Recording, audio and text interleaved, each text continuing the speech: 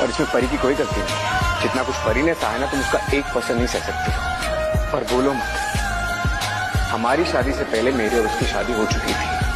कभी सोचा है तुमने उसे कैसा लगता होगा हम दोनों को इस बेडरूम में देखकर, जो बेडरूम कभी उसका हुआ करता था। ओ खुदा मेरे नाल ऐसी होई, ओ मेरे प्यार दा भी प्यार है कोई। ओ खुदा